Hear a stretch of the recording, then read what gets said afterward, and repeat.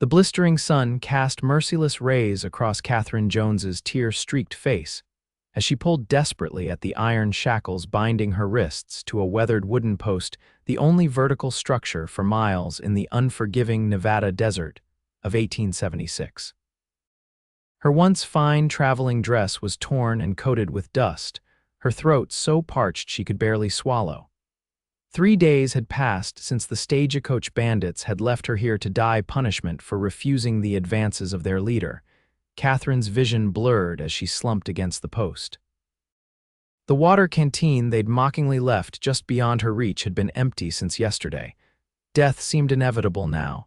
The desert stretched endlessly in all directions, shimmering with heat that distorted the horizon. No one would find her here, no one even knew to look. She closed her eyes, drifting in and out of consciousness when the sound of hoofbeats penetrated her delirium. Hallucinations, she thought bitterly. The desert's final cruelty, but the sound grew louder. Katherine forced her eyes open, squinting against the glaring sun. A silhouette appeared on the horizon, a rider approaching at a steady pace. She tried to call out, but her voice emerged as nothing more than a raspy whisper. The rider slowed, then dismounted. He approached cautiously, one hand hovering near the revolver at his hip. He was tall and broad-shouldered, his face shadowed beneath a wide-brimmed hat. "Good Lord," the man muttered, rushing forward when he realized what he was seeing. "Madam, can you hear me?" Katherine managed a weak nod as he knelt beside her. "Name's Archer Wallace," he said, immediately uncorking his canteen. "Drink slow now." Katherine sipped the water gratefully, feeling life seep back into her body with each careful swallow. "Katherine Jones," she whispered when she could speak again. "Those bandits, they left me to die." Archer's expression hardened as he examined the heavy iron shackles. Rothman's gang, I'd wager, been terrorizing this territory for months. He pulled a set of tools from his saddlebag. "Hold still, Miss Jones, I'll have you free in a moment." True to his word, Archer worked the locks with practiced precision until the shackles fell away, revealing raw, bleeding wounds around Katherine's wrists. "Thank you," she breathed, rubbing her chafed skin. When she tried to stand, her legs buckled beneath her. Archer caught her before she hit the ground. "Easy now, you're in no condition to walk." He lifted her effortlessly, carrying her to his horse. "My ranch is half a day's ride from here, you'll be safe there." Katherine had no strength to protest as he settled her in the saddle before mounting behind her. As they rode, she leaned against his solid chest, too exhausted to worry about propriety. "Why would they do this to you?" Archer asked quietly. Katherine stiffened. "Their leader Rothman he wanted.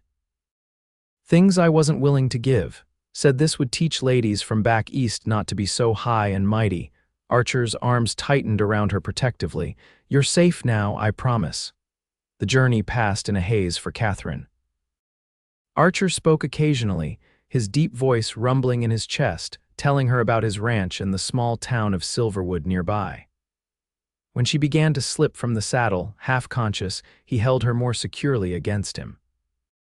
By sunset, they approached a modest but well-maintained ranch house nestled in a valley with mountains rising in the distance. A stream ran nearby and cattle grazed in fenced pastures. It was an oasis compared to the barren desert. "Home," Archer said simply as they approached. An older woman hurried from the house as Archer carried Katherine across the yard. "Mercy, what have you got there, Archer?" "Found her chained to a post out in the flats, Mrs. Garland. Rothman's work, I expect. She needs tending." Mrs. Garland, the housekeeper, clucked her tongue in dismay. "Bring her in. I'll heat water for a bath and fix something for her to eat." The next few hours passed in a blur for Katherine. Mrs. Garland helped her bathe and dressed her wounds, providing a clean nightgown and settling her in a comfortable bed. She drifted in and out of sleep, haunted by nightmares of the desert and the sneering faces of her captors. When she awoke fully, sunlight was streaming through curtained windows. For a moment, panic seized her. Where was she? Before memories of her rescue returned. She sat up gingerly, noting the bandages around her wrists and the clean nightgown she wore. A knock sounded at the door. "Miss Jones, are you awake?" It was Archer's voice. "Yes," she called, pulling the blankets up to her chin. He entered carrying a tray of food, his features clearer to her now than they had been in the desert. He was younger than she'd first thought, perhaps 30, with keen blue eyes and a strong jawline softened by a hint of kindness. His brown hair was neatly trimmed, and he'd exchanged his dusty riding clothes for a clean shirt and trousers. "Mrs. Garland insisted you eat something substantial," he said, placing the tray across her lap. "How are you feeling?" "Better," Katherine replied, suddenly aware of her disheveled appearance. "Mr. Wallace, I don't know how to thank you." "Archer, please, and there's no need for thanks." He pulled a chair up beside the bed. "The sheriff in Silverwood needs to know about what happened." "Would you be willing to tell him your story when you're stronger?" Katherine hesitated, then nodded. "Of course, those men, they should be brought to justice." "They will be," Archer promised, "but for now you need to rest and recover. You're welcome to stay here as long as necessary." "I couldn't impose, it's no imposition. This ranch gets mighty quiet with just me and Mrs. Garland." He smiled, and Katherine felt an unexpected flutter in her chest. "Besides, where else would you go?" The question hung heavily between them. Where indeed? Katherine had been traveling west to take a position as a schoolteacher in Sacramento, having left behind a life in Boston that had become unbearable after her parents' deaths and her fiancé's betrayal. All her possessions, meager as they were, had been stolen by the bandits. "I don't know," she admitted finally. "I've lost everything." "Not everything," Archer said firmly. "You've still got your life, Miss Jones, and that's a good place to start." In the days that followed, Katherine gradually regained her strength. Mrs.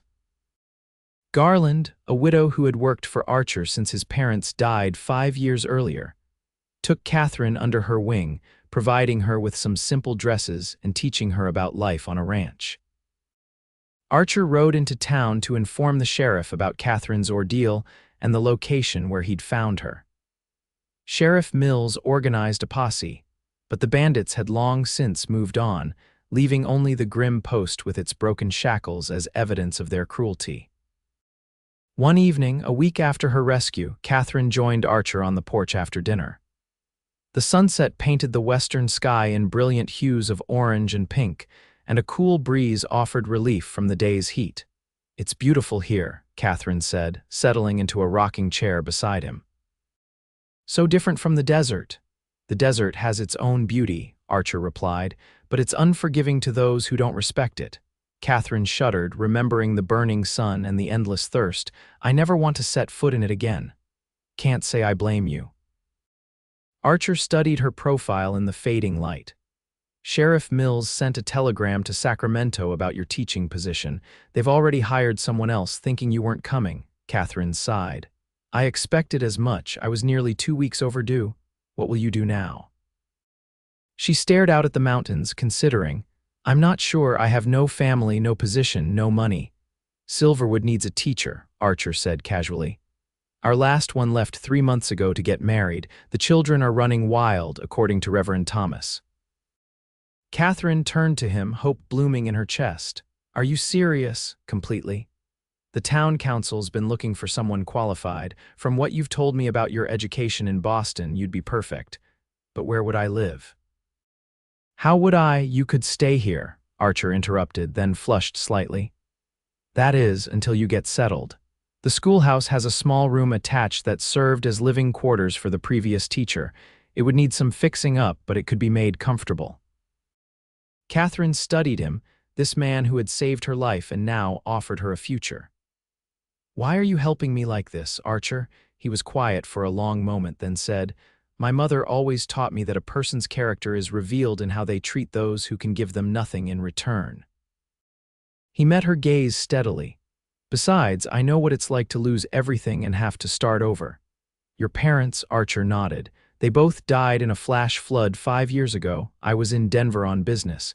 Came home to find the creek had jumped its banks and swept through the old house." His voice grew distant. "If I'd been here, maybe I could have." Katherine reached out impulsively, placing her hand over his. "You can't think that way. It wasn't your fault." His fingers curled around hers briefly before he pulled away. "Anyway, I rebuilt. This house, the ranch, my life." "You can do the same." "Thank you," Katherine whispered, "for everything." The next day, Archer drove Katherine into Silverwood in his wagon. The small town consisted of one main street with wooden boardwalks running its length. A general store, saloon, church, and various other businesses lined the dusty thoroughfare. The schoolhouse sat at the far end, a simple white clapboard building with a bell tower. Archer introduced Katherine to key members of the community, including Reverend Thomas, who also headed the town council, and Sheriff Mills, a gruff but kind man who took her statement about the bandits. By noon, she had been unofficially offered the teaching position, pending a formal meeting with the council the following week. "They're practically begging you to take the job," Archer remarked as they ate lunch at the small hotel restaurant. 23 children with no schooling for 3 months has made the parents desperate. Katherine smiled, feeling truly hopeful for the first time since her ordeal. "I never expected to find such an opportunity here. When those men left me in the desert, I thought my life was over." "Instead, it's just beginning," Archer said with a smile that warmed her more than the coffee she sipped. As the weeks passed, Katherine settled into life in Silverwood. The town council readily approved her appointment as teacher, and the community came together to refurbish the small living quarters attached to the schoolhouse. Women donated linens and kitchenware, men repaired broken furniture and weatherproofed the roof, and children brought wildflowers to brighten the space. Katherine continued to stay at Archer's ranch, riding to town each day with him as he went about his business. Their friendship deepened through quiet conversations during these journeys and evenings spent on the porch after dinner. She learned that, beneath his quiet strength, lay a thoughtful, intelligent man who read voraciously and had dreams beyond ranching. "I've been drawing up plans," he confided one evening, showing her sketches for expanding the ranch house. "The place needs a proper lady's touch. Mrs. Garland does her best, but—" "These are wonderful," Katherine said, admiring his detailed drawings. "You have a gift for design." Archer shrugged but looked pleased. "My father wanted me to become an architect. I studied for a year in Chicago before he fell ill and I had to come home. You could still pursue it. Maybe someday." His gaze lingered on her face a moment too long before he looked away. "When the right opportunity comes along." The night before Katherine was to move into her quarters at the schoolhouse, Mrs. Garland prepared a special dinner.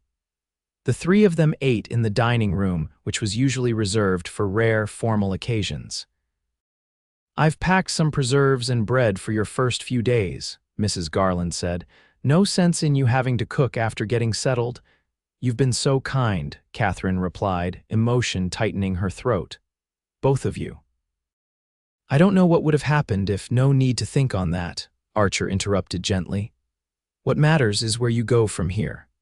After dinner, when Mrs. Garland had retired, Archer invited Katherine for a final walk around the property. The full moon cast enough light to see by, and the night air carried the scent of sage and distant rain. "I have something for you," Archer said as they reached a bench near the stream. He pulled a small package from his pocket and handed it to her. Katherine unwrapped it carefully to find a delicate silver pendant on a chain. The pendant was shaped like a key. "It's beautiful," she breathed, lifting it to catch the moonlight. "My mother always said that everyone needs a key to unlock their future." Archer took the necklace from her hands and moved behind her. "May I?" Katherine nodded, lifting her hair as he fastened the chain around her neck. His fingers brushed her skin, sending a shiver down her spine that had nothing to do with the cool night air. "Thank you," she whispered, turning to face him. "I'll treasure it always." Archer stood close enough that she could feel the warmth radiating from him. For a moment she thought he might kiss her, hoped he would, but he stepped back, clearing his throat. "We should head back. It's getting late, and you have a big day tomorrow."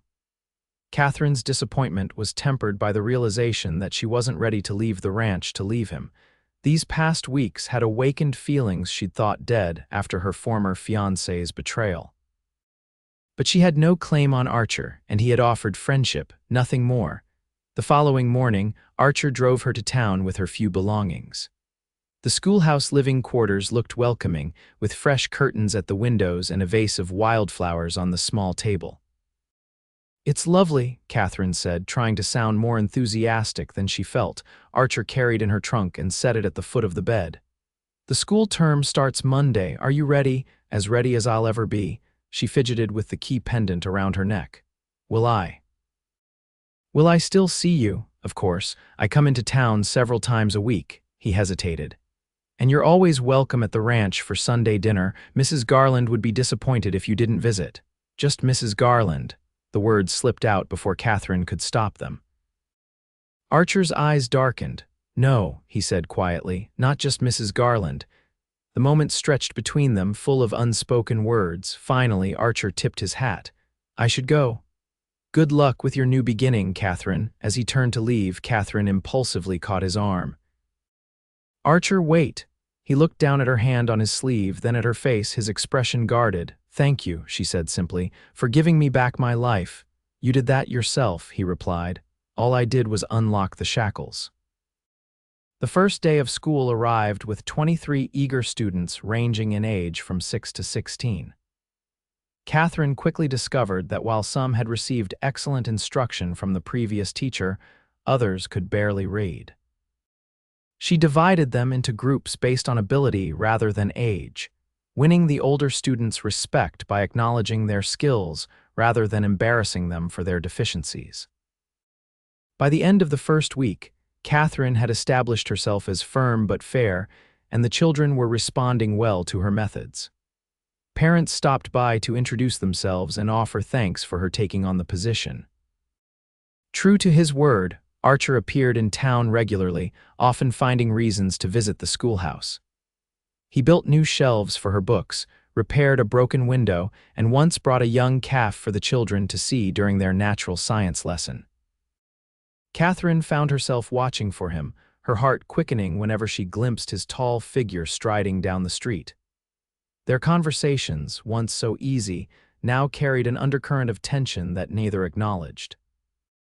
One Saturday afternoon, as Katherine was cleaning the schoolroom, Sheriff Mills arrived with grim news.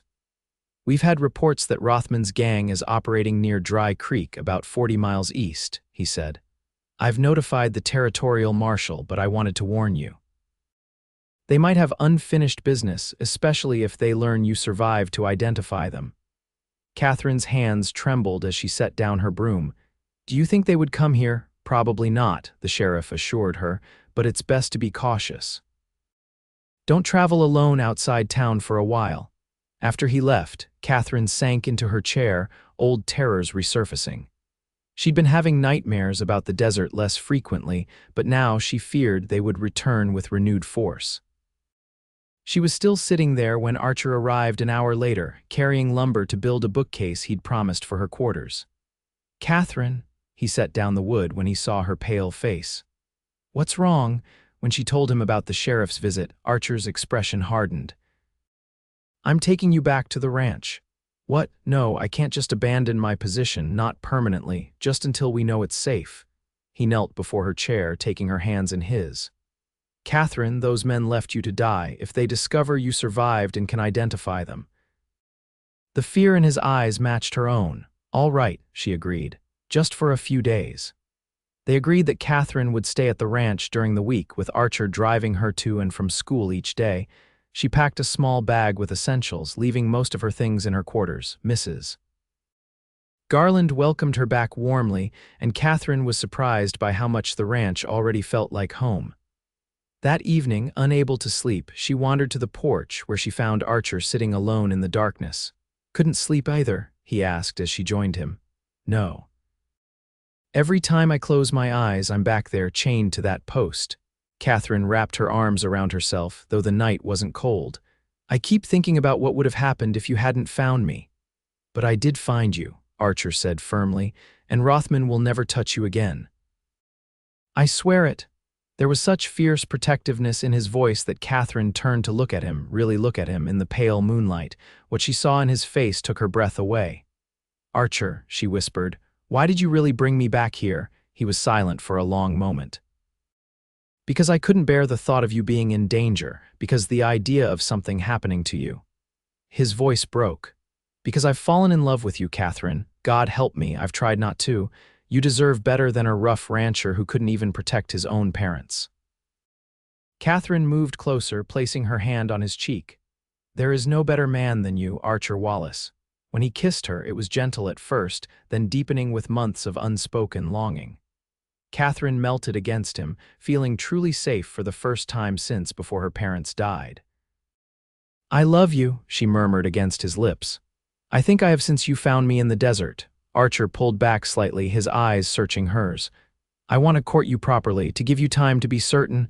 "I am certain," Katherine insisted. Life is too precious, too fragile to waste time on unnecessary waiting. But Archer was adamant. "You deserve to be courted like a lady, not rushed into anything because of fear or gratitude." Katherine smiled, recognizing the stubborn set of his jaw. "Very well, Mr. Wallace, court me then." And court her he did. Over the next month, as the threat from Rothman's gang faded with news that they had moved north into Wyoming territory, Archer wooed Katherine with small gestures and grand ones alike. He brought wildflowers to her classroom, took her on picnics by the stream, and once arranged for the town's small brass band to serenade her outside the schoolhouse. The town watched their courtship with approval and a fair bit of matchmaking. Mrs. Peterson, the general store owner's wife, went so far as to order catalogs of wedding dresses from San Francisco. "Just in case you might be interested, Miss Jones." One crisp autumn evening, Archer invited Katherine for a ride to show her something special. He led her to a ridge overlooking the valley where a small cabin stood nestled among pine trees. "My grandfather built this when he first claimed the land," Archer explained as they dismounted. "It's where my parents lived before building the main house. I've been restoring it." The cabin was simple but beautiful, with a stone fireplace and large windows that captured the valley views. Fresh paint brightened the walls and new furniture stood ready for use. "It's wonderful," Katherine said, running her hand along a polished table. "But why restore it now?" Archer took a deep breath. "Because I hoped, it might be a place where we could start our life together." He knelt before her, taking a small box from his pocket. "Katherine Jones, you came into my life unexpectedly, but now I can't imagine a future without you. Will you marry me?" Tears filled Katherine's eyes as he opened the box to reveal a delicate gold ring with a small diamond. "Yes," she whispered. "Yes, with all my heart."